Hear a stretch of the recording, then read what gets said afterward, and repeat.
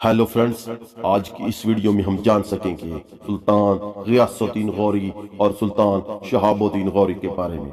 नाजरीन, सुल्तान महमूद गजनवी ने हिंदुस्तान, अफगानिस्तान और वस्ती एशिया में अपनी फतूआत का डंका बजवाया, लेकिन बाद में आने वाला कोई हुक्मरान इसके पाए का नहीं था। नाजरीन, खुद महमूद के बेटे मसूद गजनी ने सल्जूकों के हाथों अपना तख्त खो दिया और यूं वस्ती एशिया का बड़ा हिस्सा उनके हाथों से निकल गया। फिर गजनियों की ज्यादातर तवज्जो अफगानिस्तान और दरिया सिंध की वादियों तक रही, यहाँ तक कि इन्हें अपने ही इलाकों में एक उभरती हुई ताकत का सामना करना पड़ेगा। एक नया खानदान जो दूर दराज अफगान इलाकों गौर से ताल्लुक रखता था, इस निस्बत से ये खानदान गौरी खानदान कहलवाया। इसने महमूद गजनी ही के तर्ज हुकूमत की नकल करते हुए एक बड़ी रियासत की बुनियाद डाली, जिसने खास तौर पर हिंदुस्तान और पाकिस्तान की तारीख पर अपने गहरे नकूश छोड़े। गौरियों के इब्तदाई सरदार। नाजरीन, गौरी कहाँ से आए, उनकी असल तारीख क्या है, इसके बारे में बहुत ज्यादा मालूमात नहीं है। अलबत्ता ये वाज़ेह है कि जब नए हजार जो साल शुरू हो रहा था, इसके आगाज पर महमूद गजनी ने उनके इलाका फतह किया, तब ये लोग मुसलमान नहीं थे। 1009 में अबू आला वो पहला गौरी सरदार था जिसने इस्लाम कबूल किया। नाजरीन, पूरी 11वीं सदी में गौरी सरदार गजनियों के मतहत रहे और कभी कभार हालात के देखते हुए सल्जूकियों की हमायत का भी दम भरते नजर आते थे।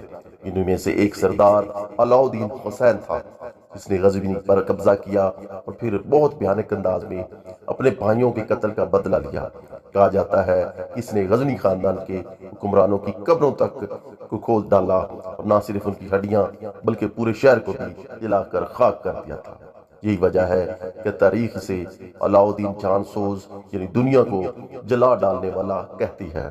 नाजरीन, यही अलाउद्दीन था जिसने 1152 में सल्जूकियों को खराज देने से इनकार किया और फिर सुल्तान अहमद संजर के मुकाबले पर आ गया था, लेकिन पूरी तरह शिकस्त खाई, पकड़ा गया और 2 साल तक कैद में रहा। भारी तवान के इवज रिहाई पाने के बाद गौर वापस आया और फिर यहाँ मरते दम तक सरदार रहा। नाजरीन, अलाउद्दीन की वफात के बाद इसका बेटा सैफुद्दीन मोहम्मद हुक्मरान बना, जो एक जंग में मारा गया और हुकूमत उसके चचाजाद जो भाई था गियासुद्दीन मोहम्मद के हाथ में, जो बहुत काबिल हुक्मरान था। इसने अपने बड़े भाई माजुद्दीन मोहम्मद की मदद से गजनी को दोबारा फतह किया। इसकी कामयाबी की यादगार के तौर पर हरी रोड के किनारे एक अजीम मीनार भी तामीर की गई, जिसे मीनार जम कहा जाता है। ये 213 फुट बुलंद ये मीनार आज भी मौजूद है और इस पर गियासुद्दीन मोहम्मद का नाम कुंदा है। नाजरीन, 2 भाई सुल्तान गियासुद्दीन और शहाबुद्दीन। गियासुद्दीन मोहम्मद के दौर में इसी का भाई माजुद्दीन मोहम्मद अमलन सल्तनत के मशरकी हिस्सों का मालिक था। वो गजनी से इन तमाम इलाकों पर हुक्मरानी करता जो आज अफगानिस्तान, पाकिस्तान और हिंदुस्तान में वाक़ई है।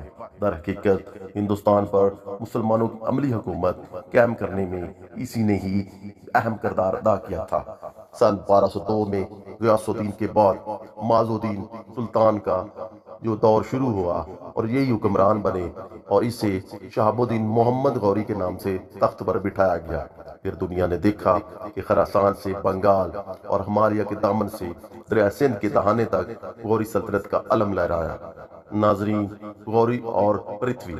नाजरीन, ये वो दौर था जब दिल्ली और अजमेर पर चौहान खानदान की हुकूमत थी, जिसका हुक्मरान पृथ्वीराज चौहान था। गौरी और पृथ्वी की बामी कशमकश ऐसे ही थी जैसे आज तकरीबन 800 साल बाद हमें इसका अंदाजा पाकिस्तान और भारत के मिसाइल प्रोग्राम से होता है। नाजरीन, एक तरफ भारत का पृथ्वी मिसाइल है, दूसरी तरफ पाकिस्तान का गौरी। नाजरीन, पृथ्वीराज चौहान और शहाबुद्दीन गौरी की पहली बड़ी लड़ाई सन 1191 में त्रैन पर मकाम पर हुई, जो मौजूदा करनाल और थानीसर के दरमियान वाक़ है। गौरी को यहाँ शिकस्त हुई। وہ بری طرح زخمی ہوا اور بڑی مشکل سے اپنی جان بچا سکا، لیکن اگلے سال 1192 میں پھر اسی میدان پر مقابلے کے لیے آیا اور اس بار پرتھوی راج چوہان کو شکست فاش دی، جو جنگ میں مارا بھی گیا۔ پھر اجمیر سے لے کر دلی تک سب کچھ شہاب الدین اور اس کے سلاح قطب الدین ایبک کے قدموں کے تلے تھا، جس نے ایک کے بعد دوسرے علاقے فتح کیے اور کچھ ہی عرصے میں غوری سلطنت کو اعلیٰ عروج تک پہنچا دیا۔ شہاب الدین کی شہادت۔ ناظرین، ہندوستان میں عظیم فتوحات کے بعد شہاب الدین غوری نے مشرق کی جانب توجہ دی۔